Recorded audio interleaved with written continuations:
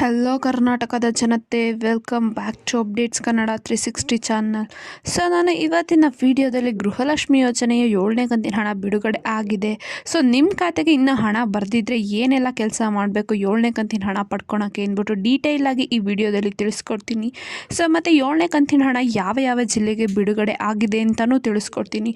So ಬನ್ನಿ ವಿಡಿಯೋನ start ಮಾಡೋಕ್ಕಿಂತ ಮುಂಚೆ ನೀವೇನಾದರೂ ನಮ್ಮ ಚಾನಲ್ಗೆ ಸಬ್ಸ್ಕ್ರೈಬ್ ಮಾಡ್ಕೊಂಡಿಲ್ಲ ಅಂದರೆ ದಯವಿಟ್ಟು ಚಾನಲ್ಗೆ ಸಬ್ಸ್ಕ್ರೈಬ್ನ ಮಾಡ್ಕೊಳ್ಳಿ. ಹಾಗೆ ವಿಡಿಯೋನ ಆದಷ್ಟು ಫಲಾನುಭವಿಗಳಿಗೆ ಶೇರ್ ಮಾಡಿ ಮತ್ತು ವಿಡಿಯೋಗೆ 100 ಲೈಕ್ಸ್ನ ಪಡ್ಕೊಳಕ್ಕೆ ಹೆಲ್ಪ್ ಮಾಡಿ ಅಂತ ಕೇಳ್ತಾ ವಿಡಿಯೋಗೆ ಲೈಕ್ ಕೊಟ್ಬಿಟ್ಟು ವಿಡಿಯೋನ ನೋಡಿ. ಸೊ ಅಂತೂ ಇಂತೂ ಫೆಬ್ರವರಿ ತಿಂಗಳಿಂದ ಗೃಹಲಕ್ಷ್ಮಿ ಯೋಜನೆ ಹಣ ಬಿಡುಗಡೆ ಆಗಿದೆ. ಸೊ ಯಾವುದೇ ಯೋಜನೆಯ ಹಣ ಬಿಡುಗಡೆ ಆದರೆ ಒಂದೇ ಸಲ ಎಲ್ಲರ ಖಾತೆಗೂ ಜಮಾ ಆಗಲು ಸಾಧ್ಯ ಆಗಲ್ಲ. ಸೊ ಅದಕ್ಕೆ RBIನ ಹಾಗೂ ಸರ್ಕಾರದ ಕೆಲವು ನಿಯಮಗಳು ಅಡ್ಡ ಬರುತ್ತೆ.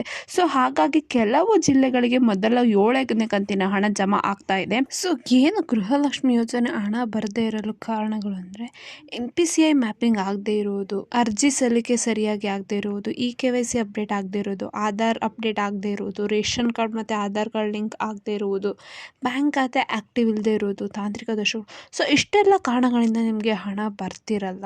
ಸೊ ಇದೆಲ್ಲ ಸಮಸ್ಯೆಗಳನ್ನ ನೀವು ಪರಿಹರಿಸ್ಕೋಬೇಕು ಅಂದರೆ ನೀವು ಏನು ಮಾಡಬೇಕಂದ್ರೆ, ನೀವು ಅರ್ಜಿ ಸಲ್ಲಿಸ್ಮೇಲೆ ನಿಮಗೊಂದು ಅಪ್ಲಿಕೇಶನ್ ಸಿಗುತ್ತಲ್ಲ, ಸೊ ಅದ್ರ ಜೊತೆಗೆ Aadhaar card, ration card, bank ದಾಖಲೆಗಳನ್ನು ತೆಗೆದುಕೊಂಡು ಹೋಗ್ಬಿಟ್ಟು CDPO ಕಚೇರಿಗೆ ಭೇಟಿ ನೀಡಿ.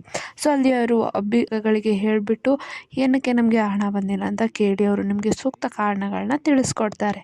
ಸೊ 7ನೇ ಕಂತಿನ ಹಣ ಬಿಡುಗಡೆ ಆಗಿದೆ. ಸೊ ಹೌದು, ಸರ್ಕಾರ ಗೃಹಲಕ್ಷ್ಮಿ ಯೋಜನೆ ಫಲಾನುಭವಿಗಳು ಮಹಿಳೆಯರಿಗೆ ಒಂದು ಗುಡ್ ನ್ಯೂಸ್ನ ನೀಡಿದೆ. ಕಳೆದ 6 ತಿಂಗಳುಗಳಿಂದನೂ ತಲಾ 2,000 ರೂಪಾಯಿನ ಮಹಿಳೆಯರ ಖಾತೆಗೆ ಹಾಕ್ತಾ ಬಂದಿದೆ.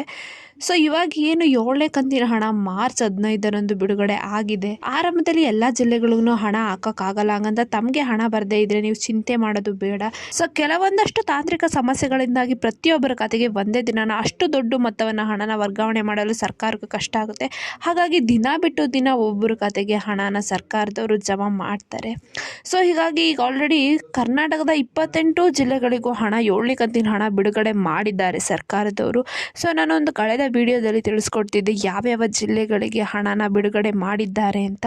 ಸೊ ಕರ್ನಾಟಕದ 28 ಜಿಲ್ಲೆಗಳಿಗೆ ಹಣನ ಬಿಡುಗಡೆ ಮಾಡಿದ್ದಾರೆ ಸರ್ಕಾರದವರು. ದಿನ ಬಿಟ್ಟು ದಿನ ಒಂದೊಂದು ಫಲಾನುಭವಿಗಳು, ಕೆಲವೊಂದಷ್ಟು ಫಲಾನುಭವಿಗಳಿಗೆ ಹಣನ ಜಮಾ ಮಾಡ್ತಾರೆ ಸರ್ಕಾರದವರು. ಸರ್ಕಾರ ಹೇಳಿರೋ ಮಾಹಿತಿ ಪ್ರಕಾರ ಮಾರ್ಚ್ 31ರೊಳಗೆ ಎಲ್ಲ ಫಲಾನುಭವಿ ಮಹಿಳೆಯರಿಗೆ 7ನೇ ಕಂತಿನ ಹಣನ ಜಮಾ ಮಾಡ್ತಾರಂತೆ.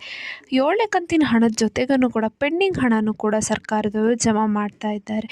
ಸೊ ಯಾರ್ಯಾರಿಗೆಲ್ಲ ಪೆಂಡಿಂಗ್ ಹಣ ಬರಬೇಕಿತ್ತಲ್ಲ, ಸೊ ಅವ್ರಿಗೂ ಕೂಡ ಇದೇ ಮಾರ್ಚ್ ತಿಂಗಳಲ್ಲಿ 31ರೊಳಗೆ ಪೆಂಡಿಂಗ್ ಹಣನೂ ಸಿಗುತ್ತೆ.